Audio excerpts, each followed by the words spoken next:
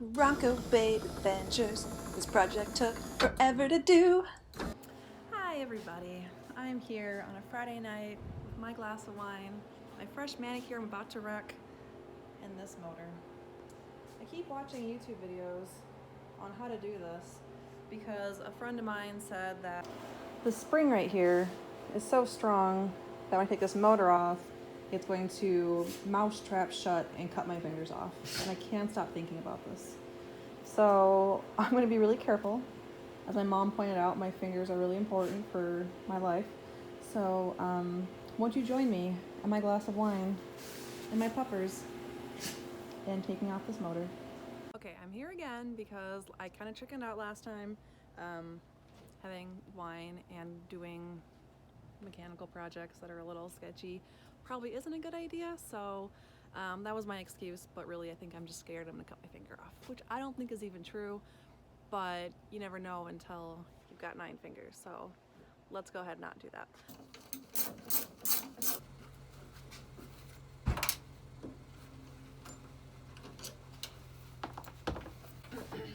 Alright, a moment of truth.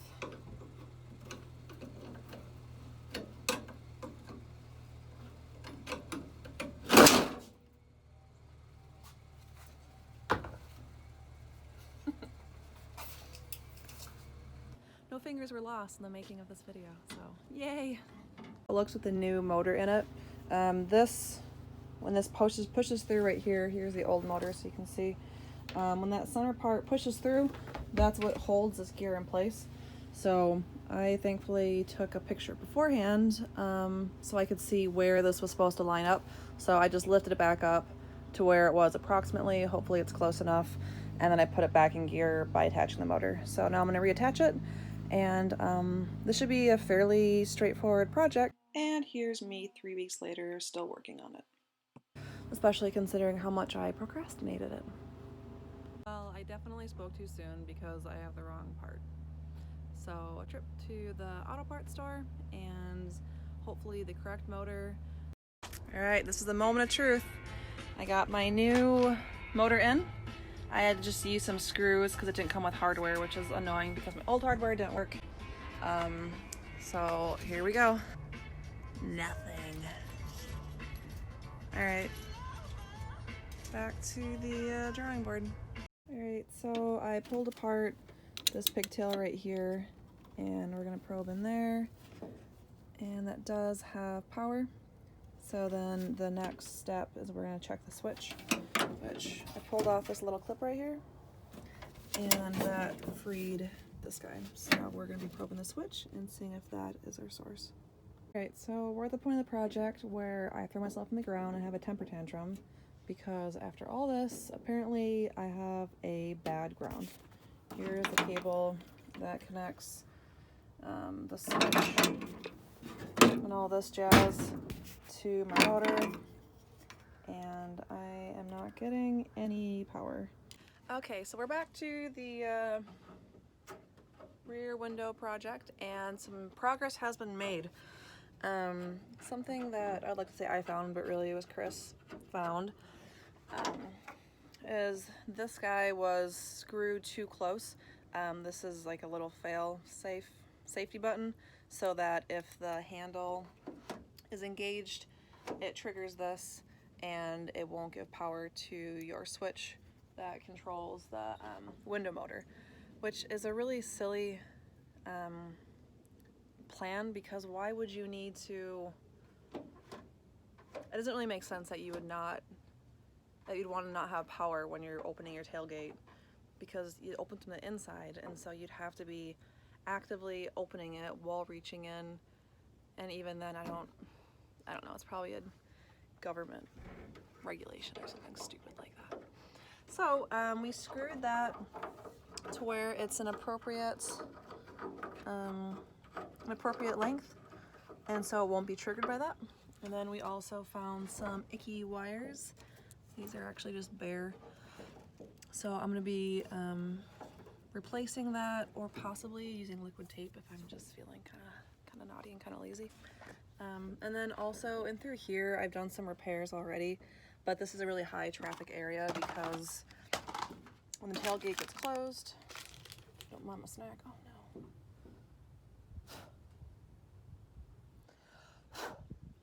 no. When the tailgate gets closed, that gets crunched.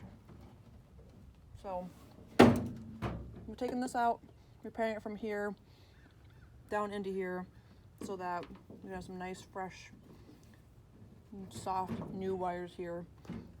Take the blow. Yay, progress. All right, here's the big moment. It works! Yay, it's so exciting. I guess I didn't need to replace the motor. You know, I was 42 years old, and I think the motor cost like 40 bucks. My ultimate plan for this Bronco is to be camping out of it, long-term traveling, and I'll be having my gear in the back here. So if the window doesn't work, I can't really get to all my stuff. So I feel like it was a good peace of mind, and also having a warranty on it is nice. So I'm glad I did it. And you know, the little things like this switch down here are always good to keep an eye on. Also, the wiring in here, which I'll still be replacing, is another problem spot. So yay. I just want to point out the switch and how it sits back on here. So there's a little clip that I lost, and I'm gonna have to spend $12 in shipping to get a $3 clip from Jeff's Bronco Graveyard. In the meantime, I made a little homemade clip out of a cotter pin, which is probably stupid, but I'm really ready to get this project finished. So when you put this switch back on, I took this off to do some electrical repairs, and so it just slides back on top, and I was kind of frustrated because it didn't sit in right because I had this turned all the way to the side, and so it won't go all back on, and so you can't put a pin through it. So as you can see, there's a little knob on top there, so that just needs to be lined. This needs to be lined up with where that is, because that's what the key lock controls when it controls this to open it up. So that's just, hopefully it's helpful for you. That took me a minute to figure out. I'm actually a little bit proud of the janky fix. I think it looks good. I shouldn't say janky. I mean, it's definitely janky, but it's good. It's fine. Also, I managed to lose a bolt that bolts the motor harness in, but thankfully I have a box of other bolts that I had left over from projects that should probably be on my truck somewhere, but they're not, and one of those worked, so everything's coming up Lauren. Here we go. Oh. Oh my goodness. Oh goodness.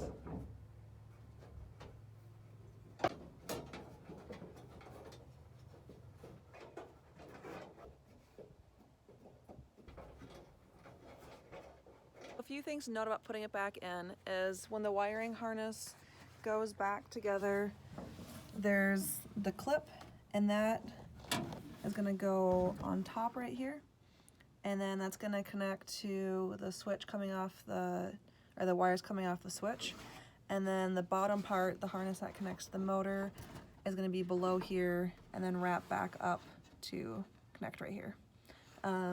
Also, make sure that your gear is seated underneath this bracket right here. It can fit otherwise, but then this lever will be too high and it'll all look kind of wonky. Hey, check it out! Everything's bolted down, the wires are where they're supposed to go. So happy. Hopefully the glass slides in nicely and we'll be ready to roll.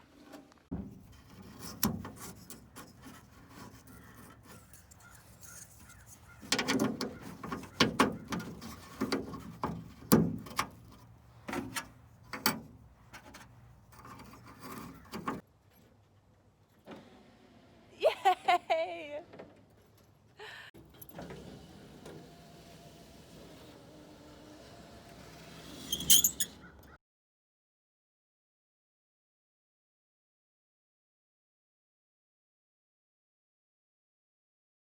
Okay, pretend these are the wires. These are little spindles. We went bleh, spread them out, then went bleh. And then I tried going beep, and it was like kind of shitty. But my dad was like twisted them all up really tight, kind of like you do. But first they were all spread apart, so it was extra good.